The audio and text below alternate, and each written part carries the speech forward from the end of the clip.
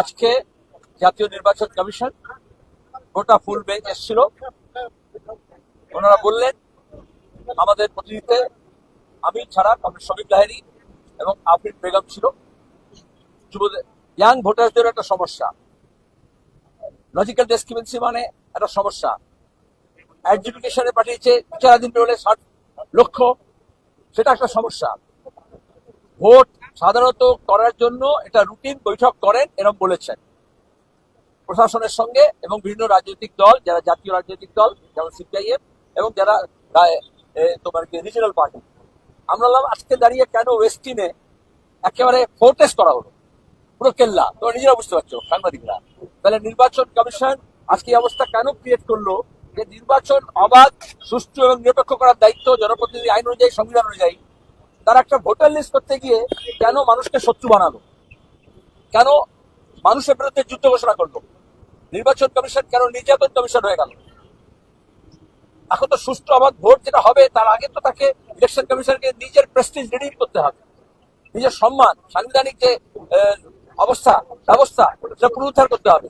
আর আমরা বললাম ভোটার এই 60 লক্ষ ভোটারকে বাদ দিয়ে ভোটার লিস্ট হতে পারে না।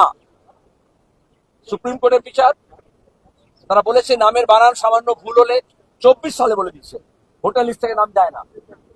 আমরা বলেছি প্রথম দিন থেকে, যখন এসআইআর ঘোষণা হয়নি তখন থেকে বলে যাচ্ছি এটা প্রয়োজন ছিল না, অপ্রয়োজনীয়, কিন্তু বিশেষ রাজনৈতিক উদ্দেশ্যে এটা করা হয়েছে। ওরা নিজেরা স্বীকার করলেন আজকে যেটা করতে গিয়ে যে প্রশাসনিক আধিকারিকদের দিয়ে করা হয়েছিল একেবারে বিএলও এইআরও থেকে উপর পর্যন্ত, সেখানে কিছু শস্যের মধ্যে ভূত ছিল। আমরা বললাম কিছু না, একজন দুজনের বিরুদ্ধে ব্যবস্থা নিয়েছে, যখন স্বীকার করছেন এত গন্ডগোল পাকানো হয়েছে কারণ প্রশাসনিক আধিকারিকরা যারা যুক্ত ছিলেন এই প্রক্রিয়ার মধ্যে তারা সবটা করেননি, তাহলে তাদের বিরুদ্ধে কি ব্যবস্থা নিচ্ছেন জানাতে হবে। তাহলে আবার ভোট তাদেরকে দিতে করানো হবে, তাহলে বুথ থেকে গণনা কেন্দ্র পর্যন্ত কি করে আপনি নিরপেক্ষ ভোট করাতে পারবেন?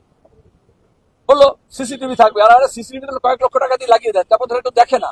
তাহলে কন্ট্রোল রুমে সব পলিটিক্যাল পার্টির প্রতি থাকা উচিত, ট্রান্সপারেন্ট যদি হয় যে কোথায় কি হচ্ছে। আমরা দেখেছি গণনা কেন্দ্রে কিরকম গন্ডগোল হয়। আমরা বলেছি যে নতুন ভোটার, এই যে আফরিন বলেছে সেটা 18 বছরের ভোটাধিকার আমরা লড়েছিলাম, অথচ হায়ার সেকেন্ডারি পাস করেছে, মাধ্যমিক পরীক্ষা দিতে গত কয়েক বছর ধরে। আমাদের যে জন্ম হার সে অনুযায়ী কেন 18 বছর থেকে 21 বছরের ভোটাধিকার পেল না? আমরাই তো প্রথম 18 বছর ভোটাধিকার করেছিলাম পশ্চিমবঙ্গে। ওরা বললো ফর্ম 6 ভরে দিলে সবার হবে, যাদের নাম নেই তারা ফর্ম 6 করলেই হয়ে যাবে। আমরা বললাম যে ওটা শুধু অনলাইনে করলে কি করে হবে, কারণ যারা গরিব প্রান্তিক মানুষ, আদিবাসী, তপশিলি, মতুয়া, উদ্বাস্তু, সংখ্যালঘু, আর্থিকভাবে দুর্বল, তারা বিএলএরা করে দেবে। আমরা আমাদের লোকজন বলছি আমরা বিএলএরা সব দেওয়ার পরও ম্যাপিং এ বাদ পড়লো কেন? আবার ম্যাপিং এ যারা বাদ পড়লো না, পার হয়ে গেল, তো এই সব তারপরে কেন নামগুলো আবার লজিক্যাল ডিসক্রিমিনেশনে পাঠানো হলো? It's totally illogical. আমরা নির্দিষ্ট দাবি করেছি এক দফায় ভোট হওয়া উচিত, যেটা রুটিন কাজ বললেন, খুব বেশি হলে 2 দফা, তার বেশি নয়। কারণ এই প্রশাসনিক আর এই মস্তান গুন্ডাকে দিয়ে করা হয়। আর বলে একেবারে করা হবে করবো, আর তামান্না খুন হলো উপনির্বাচনে, আপনার সিও, আপনার ডিএম, ইয়ারও, কেউ রিটার্নিং অফিসার আরো একটা এফআইআর করেছে, খুন হয়ে গেল ভোটের দিনে গণনা চলতে চলতে। তাহলে কি করে হবে? শুধু ঘোষণা করলে হবে না। ওরা কথা দিয়েছেন এই 60 লক্ষ লোককে ফিরিয়ে এনে ভোটার লিস্টে, তারপরে ভোট হবে।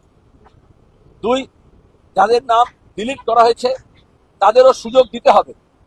আর 3, ইলেকশন কমিশন কোন রাজনৈতিক পক্ষপাত দুষ্ট হলে চলবে না।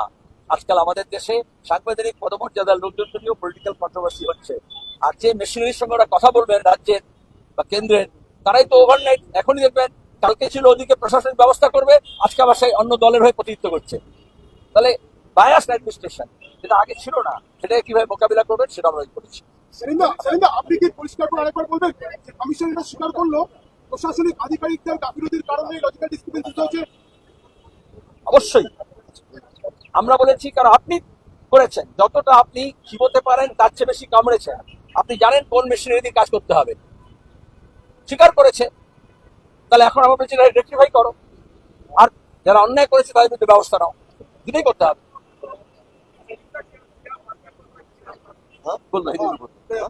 क्या बातचीत हुआ हिंदी में बोलो। अरे नए लोगों को तो आप तवज्जो दो, नौजवानों को तवज्जो दो, पूरा देश दे रहा है जनता को।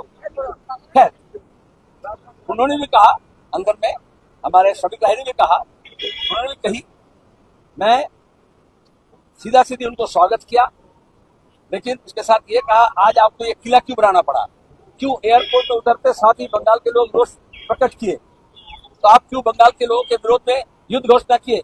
हमने कहा मुगल के दौर से लेकर के अब तक दिल्ली के सम्राट, शहंशाह, राजा, बादशाह, प्रधानमंत्री, राष्ट्रपति ये बंगाल को समझ नहीं पाए। हमने ये कहा कि 4 दशकों से ये जो धर्म के नाम पर, अनुप्रवेश के नाम पर बंगालियों को जिस तरह से रस्टिकेट किया गया है, और आप जिस तरह से रस्टिकेट कर रहे हैं, वो पुरानी दुर्भावना से, वास्तविकता से नहीं, वरना ये 60 लाख लोगों को रिलीजन स्पेसिफिक, रीजन स्पेसिफिक आप बात नहीं करते। बंगाल में नाम कैसा होता है सिक्योरिटी कल्चर में, तो इनका नाम शिल्पी आफरीन है, वो उनका एआई भी नहीं समझेगा और नेशनल इंटेलिजेंस भी नहीं समझेगा। हिंदी हार्टलैंड में अजीब सा होता है, बंगाल में और कुछ होता है, ये उनको समझना चाहिए। फिर यहाँ के जो शासक हैं, यहाँ की जो सरकार है, उनके जो अफसरान हैं, वो कौन किस पार्टी के हैं समझ नहीं आता है, तो उनकी निरंतरता नहीं है। तो आप जो काम करवाए, तो नीचे से लेकर ऊपर तक जो गलतियां हुई आप मान रहे हो, तो उसमें जो लोग दोषी हैं उनके विरोध में आप क्या व्यवस्था ले रहे हो। और चुनाव निष्पक्ष होना चाहिए, शांतिपूर्ण होना चाहिए, और उसको करने के लिए सिर्फ घोषणा काफी नहीं है। पिछले बार भी आप घोषणा किए, वोट के दिन उपनिर्वाचन में कालीगंज में तमन्ना खून हो गई, लेकिन एक एफआईआर तक नहीं किया रिटर्निंग ऑफिसर, आज तक एसपी सही ढंग से अपराधियों को पकड़ा नहीं। तो आप इलेक्शन कमीशन क्या किए, आप जो जिम्मेदारी लेते हो उसका तो पालन करना पड़ेगा, और संवैधानिक पोजीशन में जो लोग बैठे हुए हैं उनकी मर्यादा को रखना पड़ेगा, वो मर्यादा हानि हो रहा है। हमने मांग किया है 1 फेज होना चाहिए, बहुत ज्यादा होगा तो 2 फेज होना चाहिए, क्योंकि वही गुंडे, वही बदमाश, वही शासकीय अफसर और पुलिस का हिस्सा जो राज्यसभा मेंबर बनने के लिए पहले से ही तृणमूल का होकर काम करता है, उसको घुमा घुमा करके चुनाव करवाया जाता है। आप देखोगे अभी जब पोजीशन चेंज हो रहा है, पोस्टिंग हो रहा है, बड़े बड़े WBCS, IAS, IPS का, WPS का, जिसमें समझा जाएगा कि चुनाव में कौन लोग तृणमूल करने के लिए माहिर है, उनका इस्तेमाल किया जा रहा है। तो आप इसी से करवाएंगे तो आपको इसके बारे में बहुत चौकसी बरतना पड़ेगा।